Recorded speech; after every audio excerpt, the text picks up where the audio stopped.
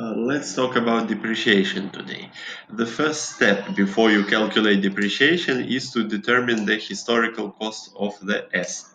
So what do we include in the historical cost, in the cost? First of all, the purchase price of the asset. Secondly, you need to include all the taxes and duties without which you cannot purchase the asset. For example, if you don't pay import duty, then you cannot import that piece of equipment into the country, and therefore you cannot finish the purchase. The second, likewise, if you do not pay purchase tax, GST, for example, you will not be able to acquire the asset, the equipment. The second point is that you need to include all the costs that are directly attributable to bringing the asset into the location and put it in the workable condition. The key point here is directly attributable, because there are some other costs that are related to the asset, related to equipment, but they're not directly attributable.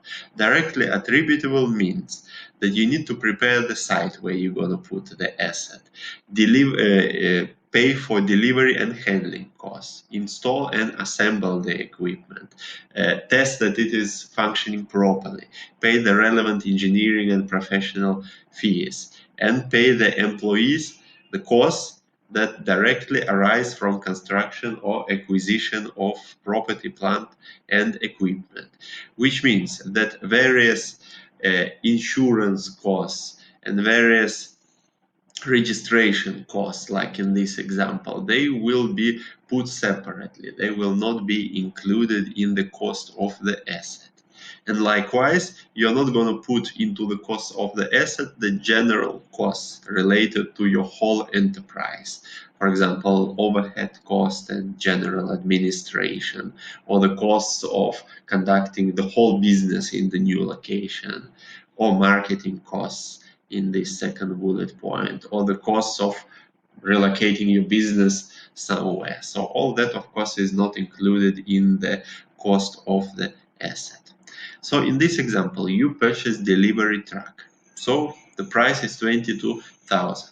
The sign writing cost is 1,820, and then there is also vehicle registration cost and insurance cost. So what is essential to make the truck workable, to put it in the workable condition? Obviously, you need to pay the price for the truck, and also you need to put some sign, because otherwise you cannot operate the truck if there is no sign and no one knows to what company this truck belongs. For example, if it is delivery truck, or food, for example, food delivery. So the customers will need to know to whom the truck belongs. So therefore, this 1,820 will be essential cost.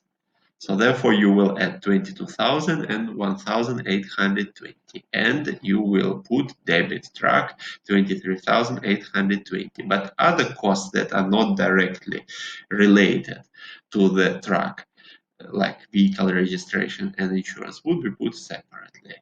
For example, if they are prepaid, vehicle registration, of course, it's asset. If it's prepaid, insurance is also asset. If it's not prepaid, then these two will be expenses.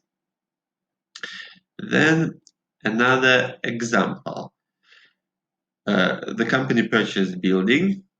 This part relates to the post-acquisition expenditure. So after you purchase the asset, you may do some replacements, modifications, and repairs and maintenance. So if the money that you spent will increase the future benefit of the asset, of the building, machine, or equipment, then this spending will be treated as asset. If it's just a regular maintenance, it would be treated as expense. So here, the building was purchased, there was some painting, rewiring, and creation of conference room. Clearly, creation of conference room will bring more benefit, more value to the building, and therefore this 12,000 would be treated as asset. But these 2 points, painting and rewiring, is just a regular maintenance of the building. So this 9,000 would be treated as expense. We put it as repair and maintenance expense. And this one, conference room, is asset.